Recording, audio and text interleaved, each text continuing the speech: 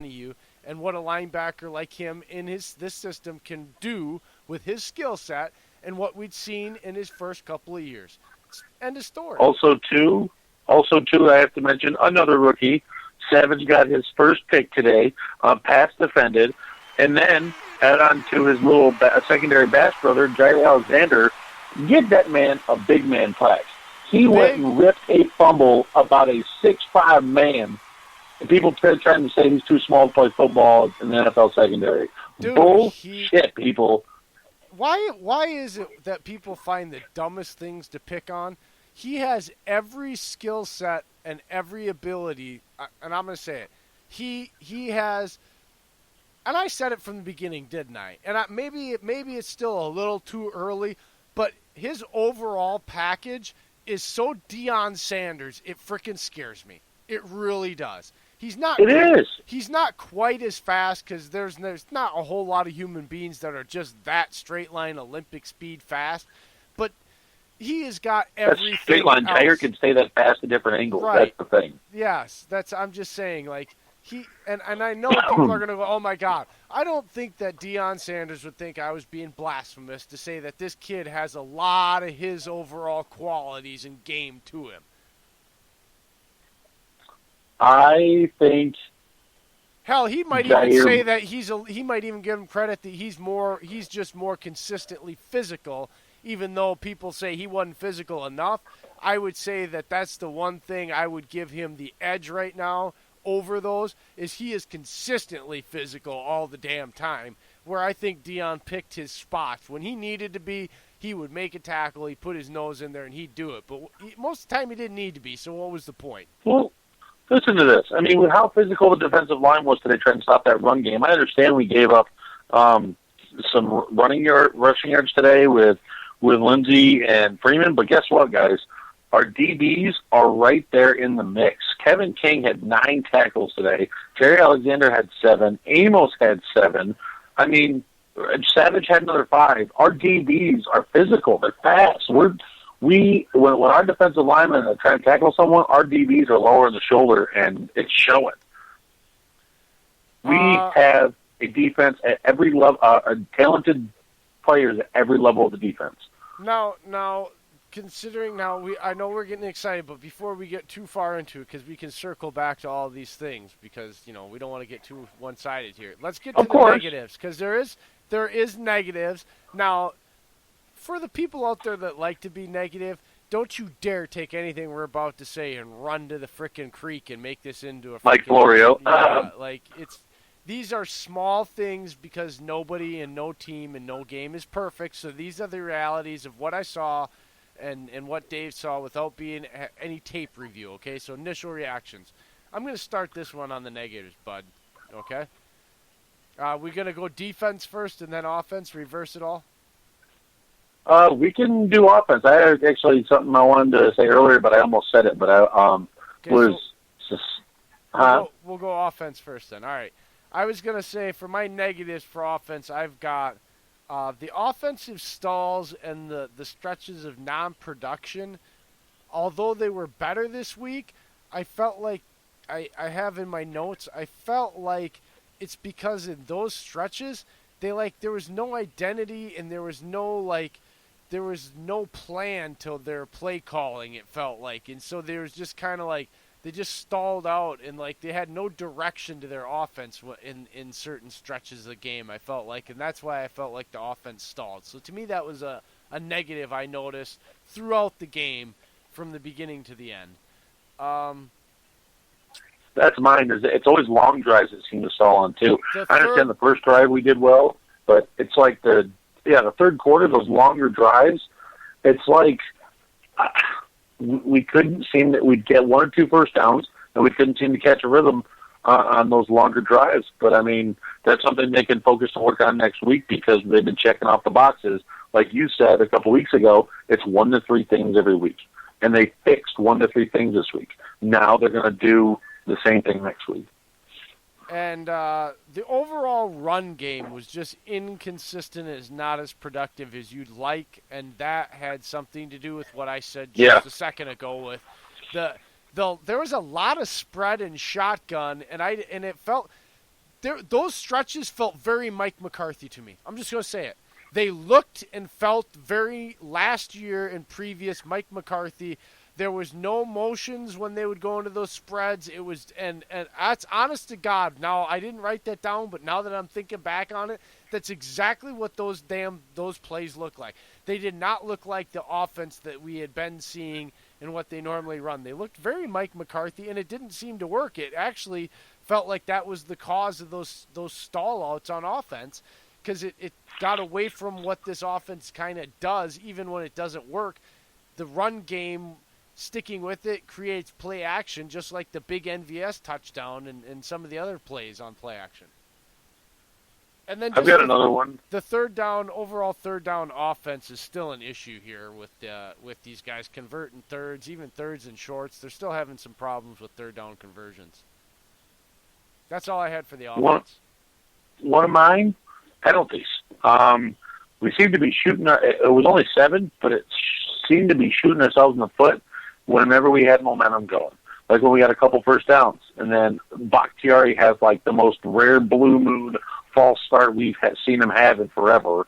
I mean, it's just stupid stuff. Like he might have just fell over. Well, I mean, I don't know, man. I'm just,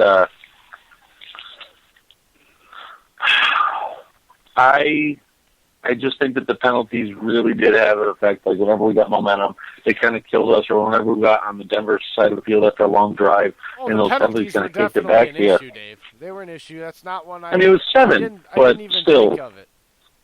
That was a good one. Yeah. I didn't even think of it. I didn't have that written down anywhere. But it was and then also, time of possession. We got time possession by 9 minutes. Denver had the ball 9 minutes more to only put up 16 points. And, man, I feel like those 3 and outs, the way you were talking about, the long drives not being sustained, had a lot to do with it. The running game had, like, all the stuff you named negative had a lot to do with that time possession. And I just feel also something I haven't seen out of Rodgers in a while, and I feel like he corrected it through the game. I saw him overthrow 2 receivers playing in the open in the first quarter. I also saw him purposely dirt a couple of balls where I thought maybe he could have kept scrambling and tried to make something happen. I think he was just trying to keep the pressure away, so he dirted it. That's why I think happened. And I think, well, I was just going to say, I was going to finish saying, I think the old Rodgers, probably the younger guy, would have done that. I think this older guy that's been injured, knows his worth, is just, I think I can convert this 3rd and long, is what I think that was. So yeah, I'm not go for the next down. Don't try and risk it. Yeah, I'm not going to say that's a positive or a negative. It's just something that I also noticed. I'm wondering if even those overthrows, they kind of came off of those similar type of plays. And I think it was just his way of it was the veteran, I'm just going to move on, and I think I'm good enough. It's that athletic arrogance that Fangio, so I think I can convert 3rd and 11 instead of trying to force this into something bad. Yeah, I don't like that he does that, but like you said, he's knowing his worth. He's been through too many injuries the past couple of years to prove that, and it shows why part of why Packers went non-playoff teams those years is the fact that Rodgers busted his shoulder, his knee. And also, this is almost okay. You know what? And they can spin this very negatively, national media. So I'm going to cut them off before they even try to get to it with those type of plays. That shows you right there that he is not being a selfish player.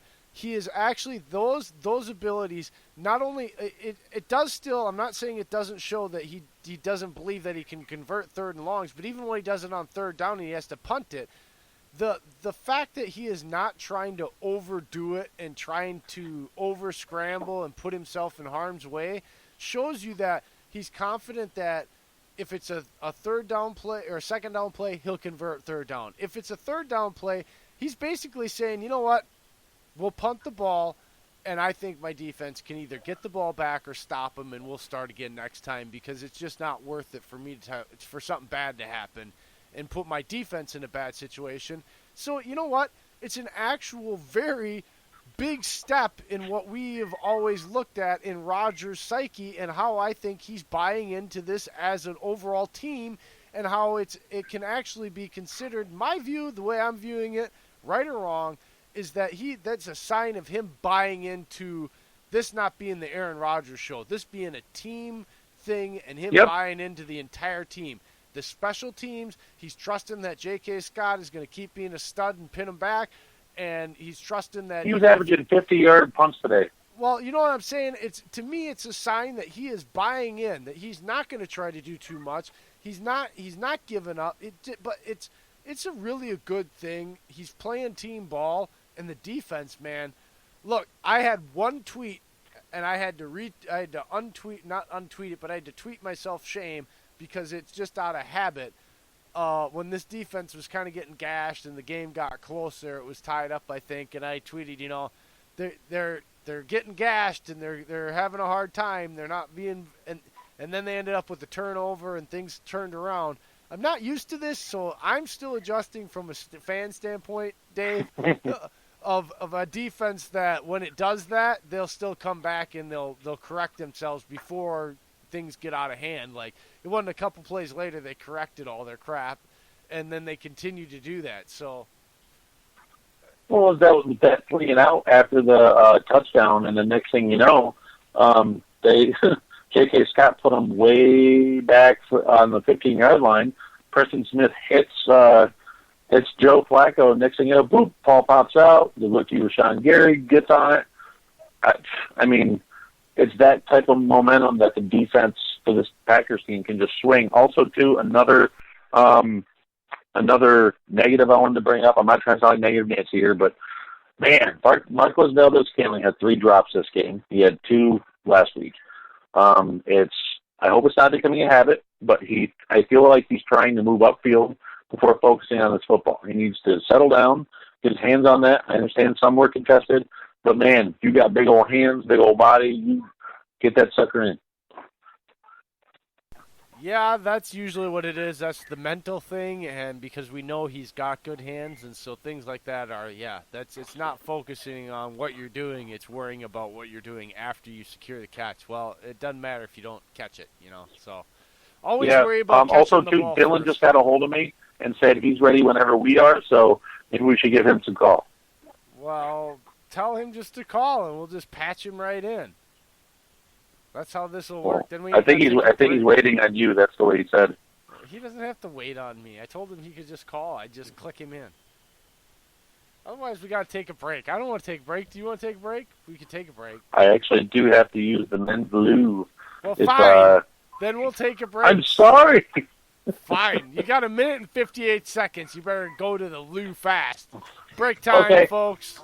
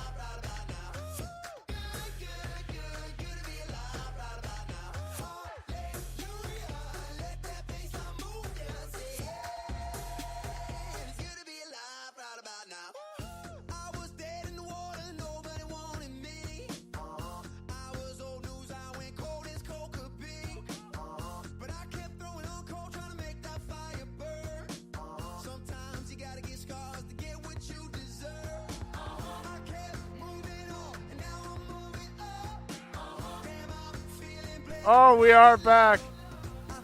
We're back. Go ahead, because you can't even know. Everybody's here now. We're back, and Dylan is with us.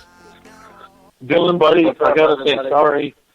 Dylan, I got to say sorry, man. I just watched the Philly game. I was rooting for you. Once I saw that blocked field goal, I thought it was coming back. I thought it was going to be right inside the 20. Man. Yeah. I'm sorry about that, buddy. It was a heartbreaker. like you said, the blocked field goal, and then apparently there was a